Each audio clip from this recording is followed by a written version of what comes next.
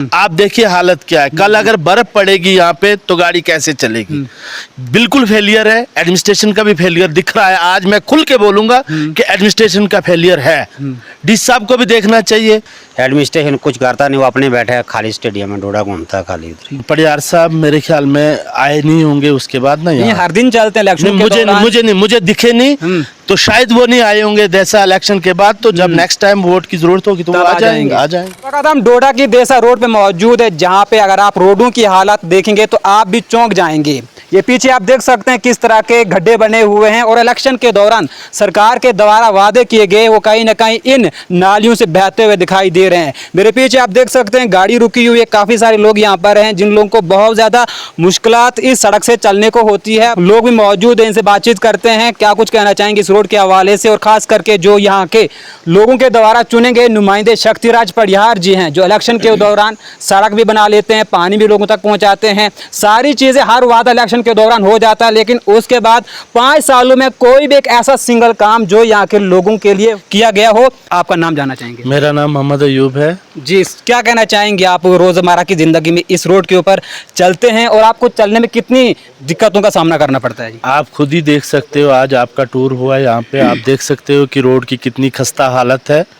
Road डोडा से लेकर देसा तक पूरा रोड खत्म है और एक बहुत बड़ा नाला है हमारा, जहाँ भागवा के साथ में पीछे एक ब्रिज बन रहा है। 3 साल से उस ब्रिज को फाइनलाइज नहीं कर सकी ये गवर्नमेंट।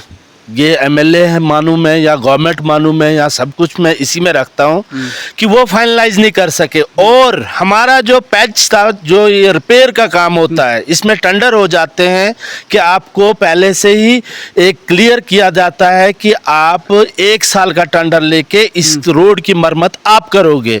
और वो लोग बिल्कुल इस रोड पे मरम्मत नहीं करते, ना किसी ने ब्लैक टॉप दोबारा से किया, उसी पर आने उस खाते में चल रहा है। और मेरे ख्याल से इसका अब वो टर्नओवर भी पूरा हो रहा है। आप देखिए हालत क्या है। कल अगर बर्फ पड़ेगी यहाँ पे तो गाड़ी कैसे चलेगी। बिल्कुल फेलियर है, एडमिनिस्ट्रेशन का भी फेलियर दिख रहा है। आज मैं खुल के बोलूंगा कि एडमिनिस्ट्रेशन का फेलियर है। डीसी साहब को भी देखना चाहिए, एक्सीएन साहब को भी देखना चाहिए कि रोड की हालत क्या है। हाँ। इतने लोग जो चल रहे हैं किसके सारे चल रहे हैं। अगर रोड होगा तो तभी गाड़ी चलेगी, अगर रोड नहीं होगा तो एक्सीडेंट तो होगा। नेचुरली बात है, एक्सीडेंट तो हो सकता है ना जब आपको रोड ही नहीं होगी चलने के लिए। नहीं, बारिशों में अगर हम खास करके बातचीत करें तो ये जो भी गड्ढे यहाँ पर बने हुए होते हैं वो पानी से भर जाते हैं, जिस वजह से आपको लगता है कि हादसे बढ़ सकते हैं। क्या सरकार किसी हादसे का एडमिनिस्ट्रेशन इंतजार कर रही है? सर पता ही नहीं चलता है कि हम गाड़ी डालें तो डालें कहाँ। हाँ। किस जगह पे गाड़ी डालें। जहाँ भी डालेंगे वहीं गड्ढा होता है और लोग चिल्लाने शुरू हो जाते हैं। अच्छा। अब ड्राइवर भी क्या करेगा बेचारा, जब रोड ही नहीं है तो लोगों को भी तो पहुंचाना है, मगर रोड है ही नहीं।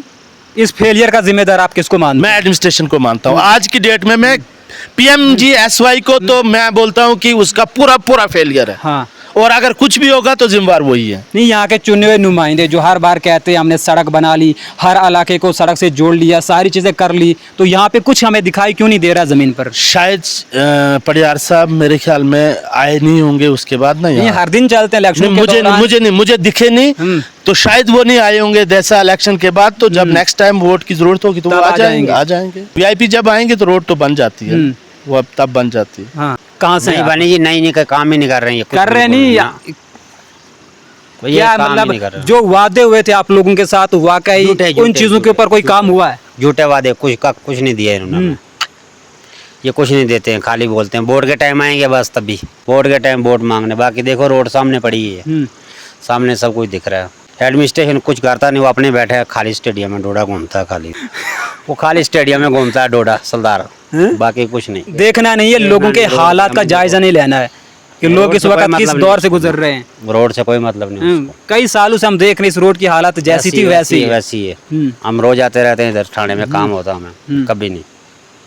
ये रोड वैसे के वैसे खड़े रहेंगे। सही बोलो, जैसे उस्ताद ने जैसे अपना काम जब इलेक्शन का होगा तब आएंगे ये, तब कर देंगे इसको ब्लैक टॉप। आज कोई नहीं देख रहा है इसको। तो साफ तौर पर आप देख सकते हैं तस्वीरें जिस तरह के हालात इन इलाकों के अंदर रोडों की बनी हुई है। ये नाला यहाँ ऊपर से बहते हुए इस रोड के साथ में आप देख सकते हैं किस तरह की चीज़ें तस्वीरें आपके सामने देखने को मिल रही है। देखिए यहाँ पे किस तरह से ये गाड़ी, अब हम आपको विजुअल में दिखाने की कोशिश करेंगे कि जब ड्राइवर अपनी गाड़ी को यहाँ से लेकर निकलेगा तो कितना ज़्यादा मुश्किल हो जाता है। जो भी चीज़ें यहाँ के लोगों को अपनी रोज़मर्रा की ज़िंदगी में पेश आती है वो सारी हम आपको इस वीडियो के ज़रिए दिखाने वाले हैं कि आखिर जो सरकार के खोखले और झूठे वादे लोगों को बेवकूफ़ बनाने के, ये देखिए कि हमने सड़क बना ली है लेकिन सड़क का यही हाल है। इन्हीं गड्ढों को दिखाना था, इस तरह की चीज़ें होनी चाहिए थी, नहीं होनी चाहिए थी, लेकिन खुदा ना खास्ता यहाँ पे कोई बड़ा हादसा भी हो सकता है।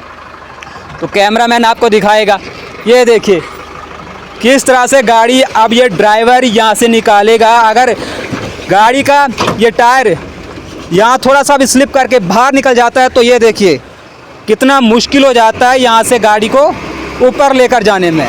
तो ये देखिए ये है सरकार का वो खोखला झूठा वादा। ये देखिए तो इस तरह की हालात इन इलाकों के अंदर नहीं होनी चाहिए थी, लेकिन न जाने सरकार किस चीज़ का इंतज़ार कर रही है।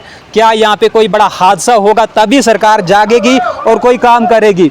उम्मीद करता हूँ कि सरकार इन चीज़ों पे ध्यान दे ताकि लोगों को राहत मिले। खास करके इन रोडों को बना तो लिया जाता है लेकिन उसके बाद जो रोडों में कमियाँ होती हैं, जहाँ पे गड्ढे पैचेस बने हुए होते हैं, नाले, यहाँ पर आप देख सकते हैं कोई प्रॉपर ड्रेनेज नहीं है ताकि ये पानी साइड से निकले, लेकिन ऐसा कोई भी काम हमें यहाँ पे देखने को नहीं मिल रहा है। उम्मीद करता हूँ कि सरकार इस चीज़ पर ध्यान देकर इन मसलों को हल करने की कोशिश करेगी। एक खास रिपोर्ट अपने मेज़बान सलमान बशारत को इजाज़त दीजिए। अल्लाह हाफिज़।